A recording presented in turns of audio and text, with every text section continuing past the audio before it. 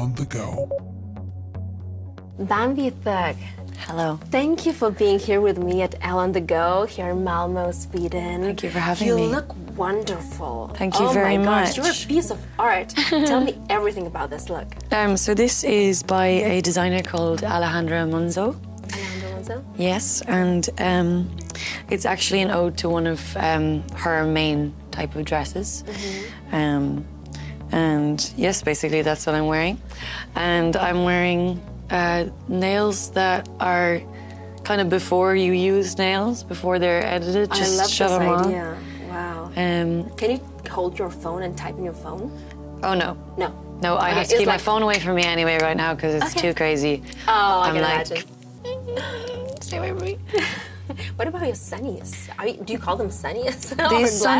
These sunnies are from Vinted, actually. Wow. So they're like secondhand. Fabulous. Yeah. Wow. Do you pick your styles or you have somebody that helps you out? No, I have Bo Tiger Ray, who is an has an incredible eye and, you know, is just making me look fabulous all the time. But we live in a very similar aesthetic world. So I never have to question, you know. Just trust the process. I trust the process. We pick things together. Yeah, he's really helped me be even more fashionable than before. Oh, fabulous. Talking about your performance last night. Yesterday, you just nailed it. You just did a show that, to me, looked like a Broadway musical. Oh, thank you. Directed by Tim Burton. Real. That's what we were going for. Really? Oh, okay. So you got the idea and you just really delivered in a magnificent way. How did you build up that performance? So I have an incredible small team. Sergio, my director, and my choreographer, Matt Williams, and me worked on the piece. And I'm trained in musical theatre, so that's probably why it's giving that. But we wanted to just, I guess, build a world of escapism and something that hasn't really been seen on Eurovision before. More of like a live music video-esque. We wanted to have the camera angles, the monster appearing and the shock scares, and to keep a bit of the music video, like the lights, the circular candles, the spell, and really just build a witchy world for people to have a moment of escapism. Why a witchy world? I'm practicing witch. Are you? Really? Yes. So that's the circle of candles. Yeah. What are your practices? So I do a lot of sigil magic, which is like symbols that you make poems, get rid of the vowels when repeating letters, and you're left with letters to make a new symbol out of. Okay. It's kind of a manifestation kind of thing.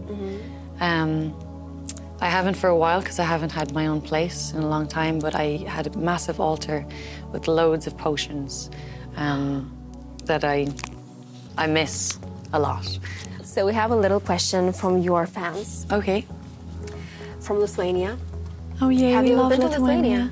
No, but Lithuania and me are very good friends in the Eurovision. Really? Yeah. Oh, tell me some stories. My bestie, Sylvester Bell, I love him. And I love Look Tech, the song. It was always before us in the semi-finals. So it's like my hype song before I would go on. Look Tech? Yeah. Yeah, really? Love, yeah.